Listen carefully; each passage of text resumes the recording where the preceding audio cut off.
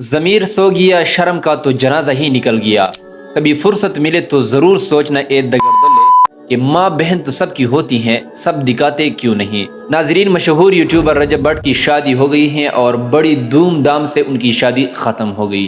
ہمیں اس سے کوئی اختلاف نہیں، ان کی اپنی ہی شادی تھی، لیکن ہمیں اس بات سے اختلاف ہے کہ آپ نے معاشرے میں جو بے حیائی کو، برائی کو آگے پروموٹ کیا، اس کا نتیجہ، اس کا رزلٹ بڑا سخت ہوگا۔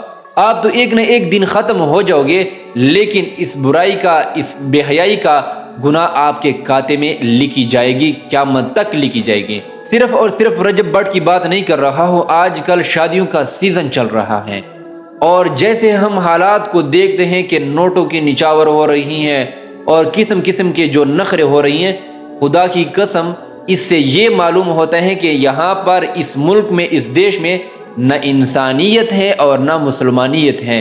اگر ذرا سی بھی انسانیت ہوتی تو یہ نوٹے ایسے نچاور نہ ہوتے، اور یہ نوٹے، یہ رزق، یہ نعمت ایسے پاؤں کے نیچے نہ آتا۔ لیکن خدا کی قسم گارنٹی کے ساتھ، دعوے کے ساتھ میں یہ کہتا ہوں کہ آج کل کے دور میں جو لعنت اور عذاب کے مستحق مسلمان ہیں، خدا کی قسم اتنے لعنت اور عذاب کے مستحق کفار نہیں ہیں۔ آپ کہیں گے کہ مسلمان اتنے لعنت اور عذاب کے مستحق کیوں ہیں؟ آپ سب سے پہلے یہ ویڈیو دیکھیں، یہ ویڈیو تمام مسلمانوں پر فٹ ہوتی ہیں، یہ ویڈیو دیکھیے۔ اللہم صلی علی محمد و علی محمد۔ ویڈیو آپ نے دیکھ لیا ہے، یہ رجب بٹ کی شادی کا ولاگ ہے کہ جو درود شریف سے شروع کیا اور پھر اس کے بعد کیا ہوا، اور اس کے بعد پھر یہ ڈول تماشے اور برائی اور فحاشی لگ گئی ہیں۔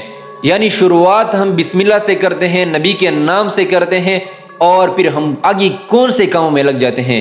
آپ بتاؤ کہ اللہ اور اس کے رسول صلی اللہ علیہ وسلم کا ان بے حیائی کے ساتھ، ان برائی کے ساتھ کیا تعلق ہے؟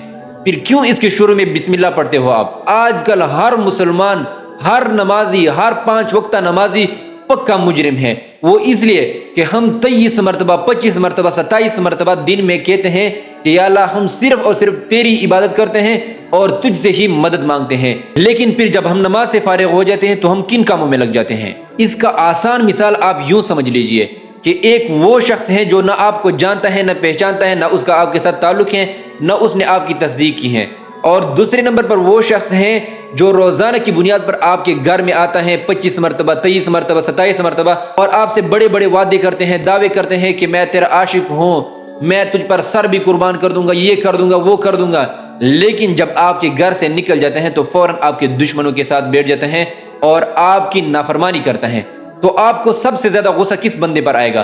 پہلے والے بندے پر جو نہ آپ کو جانتا ہے، نہ پہچانتا ہے، نہ اس نے آپ کی تصدیق کی ہے۔ ضرور آپ کو اس شخص پر غصہ آئے گا جو دوسرے نمبر پر ہے، جو آپ کے گھر میں آتا ہے لیکن بعد میں آپ کی نافرمانی پر لگ جاتا ہے اور آپ کے دشمنوں کے ساتھ بیٹھ جاتے ہیں۔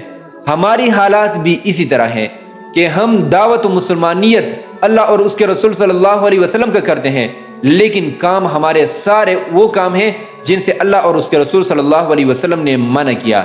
پھر آپ خود سمجھو کہ سب سے زیادہ لعنت اور عذاب کے مستحق آج کے دور میں مسلمان ہیں یا نہیں ہیں۔